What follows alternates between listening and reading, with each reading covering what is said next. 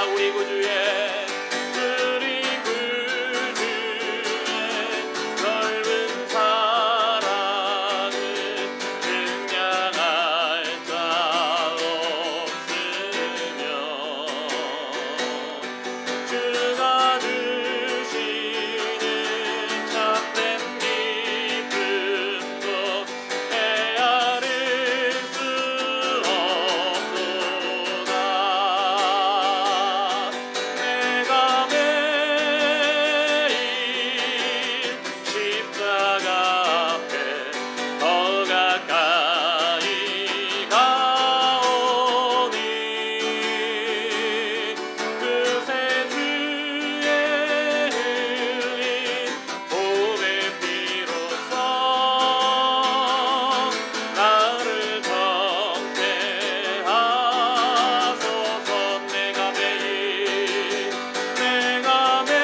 내가 매일 십자가 앞에 더 가까이 가오니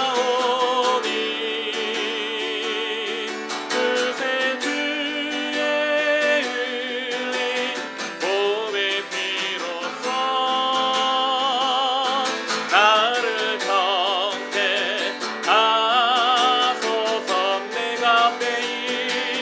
내가 매일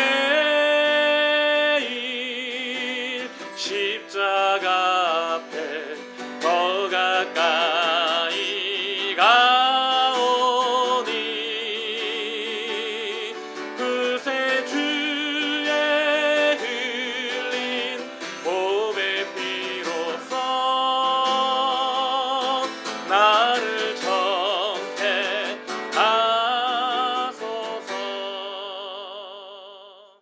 네, 우리 또 서머나 목장 모임 우리가 또 시작할 텐데요. 우리가 주일에 특별히 또 야고보서 말씀을 우리가 계속해서 듣고 있습니다. 네, 이번 주에는 우리가 계속해서 야고보서 3장에 있는 말씀 혀 길들이기 우리가 말씀을 들었는데요. 본문 말씀 3장 7절에서 12절 말씀 우리 같이 한번 읽도록 하겠습니다. 여러 종류의 짐승과 새와 벌레와 바다의 생물은 다 사람이 길들일 수 있고 길들여 왔거니와 혀는 능히 길들일 사람이 없나니 쉬지 아니하는 악이요 죽이는 독이 가득한 것이라. 이것으로 우리가 주 아버지를 찬송하고 또 이것으로 하나님의 형상대로 지음을 받은 사람을 조주하나니 한 입에서 찬송과 조주가 나오는도다. 내 형제들아 이것이 마땅하지 아니하니라. 샘이 한 구멍으로 어찌 단물과 쓴물을 내겠느냐. 내 형제들아 어찌 무화과 나무가 감람 열매를 포도나무가 무화과를 맺겠느냐. 이와 같이 짠 물이 단물을 내지 못하느니라. 아멘. 네, 야고보서 3장 우리가 1절에서 6절까지 3장 3절에서 6절에 있는 또 이렇게 혀의 특징들 앞서 지지난주에 우리가 들었습니다.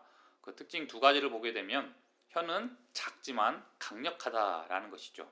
그리고 또 한 가지는 무엇이냐, 바로 불처럼 파괴력이 있다라고 우리가 말씀을 들었습니다. 계속해서 또 오늘 본문에서 등장하게 되는 것은 혀의 특징 두 가지를 우리가 보게 됩니다. 그 두 가지를 또 우리가 살펴보겠습니다. 첫 번째, 혀는 사람이 길들일 수 없다라는 것이에요. 여러 생물들은 또 길들일 수 있지만 또 혀는 길들일 수 없다라고 또 오늘 7절 8절에서 말씀을 하고 있죠. 특별히 창세기에 보게 되면 하나님께서 남자와 여자를 창조하시고 창세기 1장 28절에서 이렇게 말씀하셨어요. 하나님이 그들에게 복을 주시며 하나님이 그들에게 이르시되 생육하고 번성하여 땅에 충만하라. 땅을 정복하라. 바다의 물고기와 하늘의 새와 땅에 움직이는 모든 생물을 다스리라 하시니라. 여기 보게 되면 하나님께서는 우리 사람을 만드시고 그리고 무엇하라고 하셨냐면 다스리라 라고 말씀하셨어요. 그래서 사람은 이 창조의 질서대로 모든 생물들을 다스릴 수가 있다라는 것이에요. 그래서 오늘 말씀에도 보게 되면 여러 생물들을 무엇하느냐? 길들인다. 이 말은 뭐냐? 다스린다라는 것이거든요. 그래서 특별히 또 맹수까지도 우리가 길들일 수 있고 여러 가지를 또 이렇게 다스릴 수 있다라는 것을 주일에 말씀을 들었습니다. 그런데 오늘 말씀에 보면 혀는 길들일 수가 없다라는 것이에요. 혀. 왜 이 인간의 혀를 길들일 수가 없는 것인가? 그것은 두 가지로 말씀하죠. 바로 혀는 쉬지 아니하는 악이기 때문이다라는 것이에요. 쉬지 아니하는 악. 또 한 가지는 무엇이냐? 혀는 죽이는 독이 가득하다라고 말씀하고 있는 것이에요. 그렇죠. 이 혀, 우리가 말을 참 많이 하는데 이 혀는 무엇이냐? 쉬지 아니하는 악이라는 것이에요. 끊임없이 이 말로써 사람을 공격할 수가 있다라는 것이에요. 네. 또 이 혀는 죽이는 독이 가득하기 때문에 이 사람의 그 마음을 상처를 입히고 영혼을 무엇하느냐? 죽이기도 한다라는 것이에요. 그래서 우리가 이러한 예를 또 무엇을 통해서 보게 되냐면 요즘 또 이렇게 인터넷이 너무나도 발전해 있고 또 여러 가지 또 우리가 사이트라든지 인터넷 사이트에 보게 되면 막 댓글 이슈가 참 많잖아요. 댓글을 다는데 좋은 말을 해야 되는데 못하는 것이에요. 네, 끊임없이 비난하고 공격하고 마음을 상하게 한다라는 것이에요. 그래서 이 인간의 혀는 바로 쉬지 아니하는 또 악이고 또 죽이는 독이 가득하기 때문에 길들일 수가 없다라는 것이에요. 그래서 왜 인간의 혀는 쉬지 아니하는 악이며 또 죽이는 독이 가득할까요? 바로 이 말의 타락이 인간 본성 중에 하나이기 때문에 그렇다는 것이죠. 예. 그러니까 우리가 이 죄의 본성, 인간의 그 타락한 인간 죄의 본성 중에 하나가 뭐냐? 이 혀가 쉬지 않는 악이 되고 또 죽이는 독이 가득하다라는 것이죠. 특별히 사도 바울이 이 로마서에서 보게 되면 그 인간의 타락한 본성을 설명하면서 이 말의 타락을 언급하고 있어요. 여기 있는 말씀 그들의 목구멍은 우리 이 부분 한번 같이 읽어볼까요?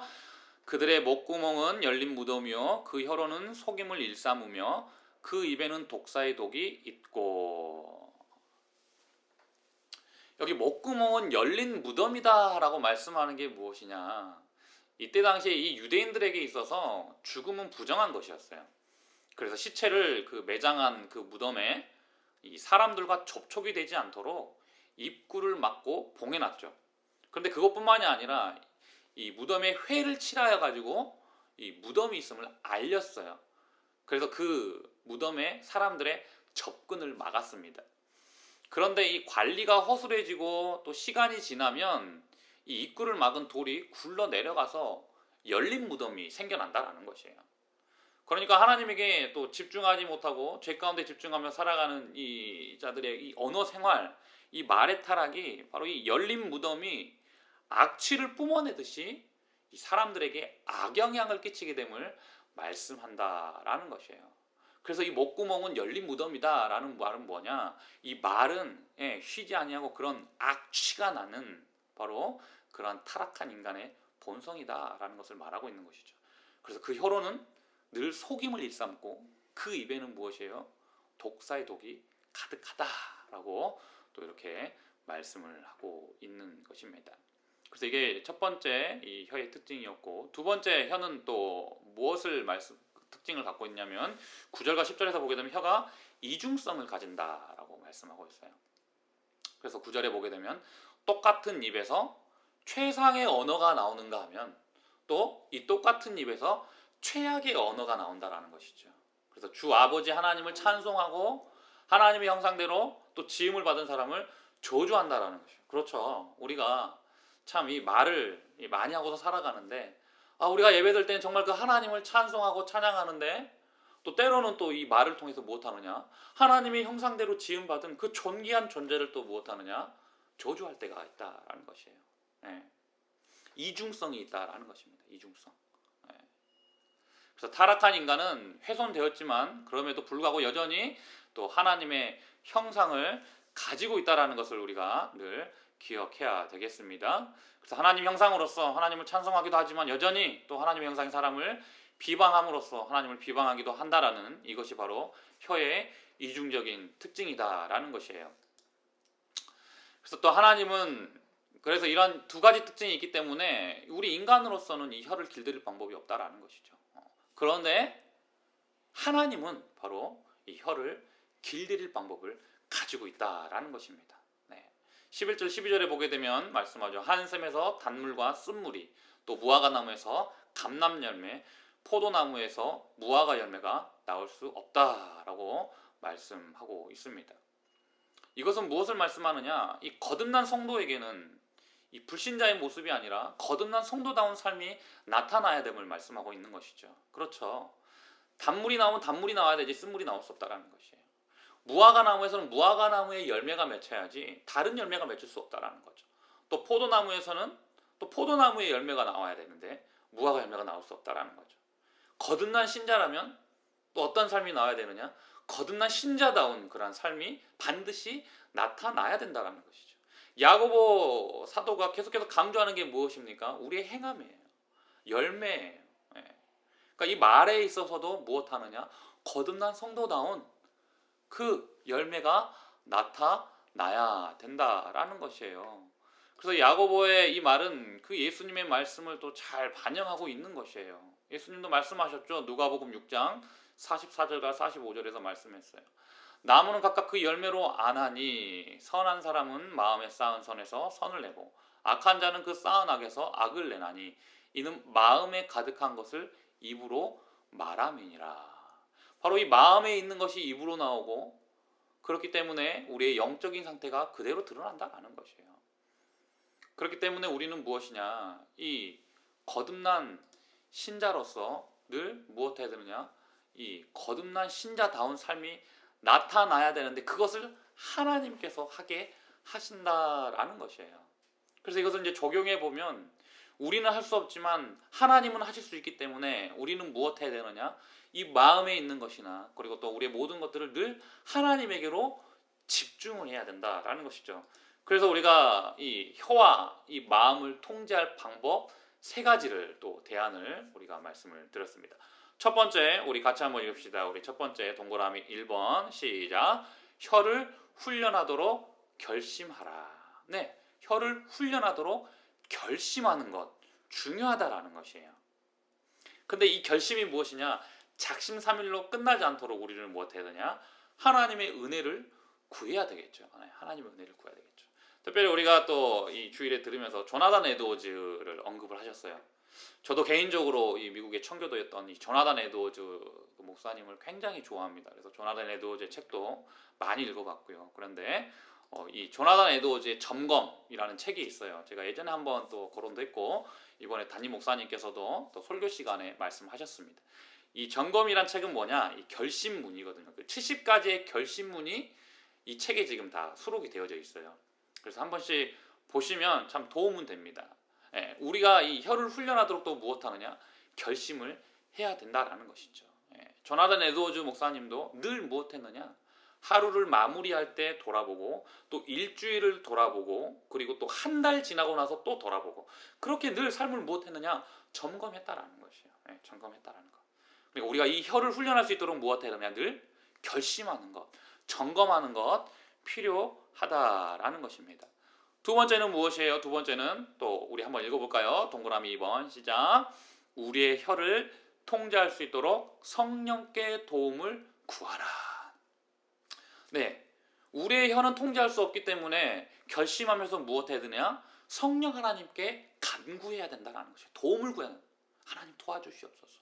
성령 하나님, 나의 이 언어 생활을 도와주시옵소서. 특별히 이 사도행전 2장에 보게 되면 오순절에 성령이 임하잖아요. 그 제자들의 입을 변화시킨 게 무엇이었느냐? 바로 성령의 불이었다는 거예요. 성령 하나님의 역사였다는 것이죠. 그래서 그 거듭난 성도 안에 내주하시는 그 성령 하나님, 그 성령 하나님이 계시기 때문에 우리의 입은 무엇이에요? 그 성령 하나님의 도우심으로 말미암아 변화시킬 수가 있다라는 것입니다. 네, 변화시킬 수가 있다라는 것이에요. 그래서 늘 성령님의 도움을 구해야 되는 것이에요. 하나님 도와주시옵소서. 하나님 저는 연약합니다. 이 입에 재갈을 물어주시옵소서. 네, 늘 우리는 무엇 해야 되냐? 도움을 구해야 된다는 것이죠. 마지막 세 번째 무엇입니까? 혀와 마음을 통제할 방법 마지막 세 번째 같이 읽을까요? 시작. 예수 그리스도의 말씀을 마음에 채우라. 네, 예수 그리스도의 말씀을 이 마음 가운데 채우는 것이 중요하다는 것이죠. 우리의 최고의 모범이신 그 예수님의 언어를 담기 위해서는 예수님의 말씀을 마음에 채워 넣어야 된다는 것이죠. 나의 안에 거하라 말씀하시잖아요. 나의 안에 거하라. 예수님의 그 말씀이 날마다 우리 안에, 예수님이 우리 안에 있고 예수님으로 말미암아 우리는 날마다 살아가기 때문에 우리 마음 가운데는 늘 말씀으로 가득 채워야 된다라는 것이에요. 특별히 제가 또 준비를 하면서 이 여호수아 말씀이 떠올랐어요. 잘 알고 있는 말씀인데 여호수아 1장 8절 9절인데 모세의 뒤를 이은 그 여호수아에게 하나님께서 주신 말씀이 무엇입니까? 이 율법을 다 지켜 행하고 우로나 좌로나 치우치지 말라. 그리하면 어디로 가든지 형통하리니, 그러면서 말씀하죠. 이 율법책을 내 입에서 떠나지 말게 하며 주야로 그것을 묵상하여 그 안에 기록된 대로 다 지켜 행하라. 그리하면 내 길이 평탄하게 될 것이며 내가 형통하리라 말씀하셨어요.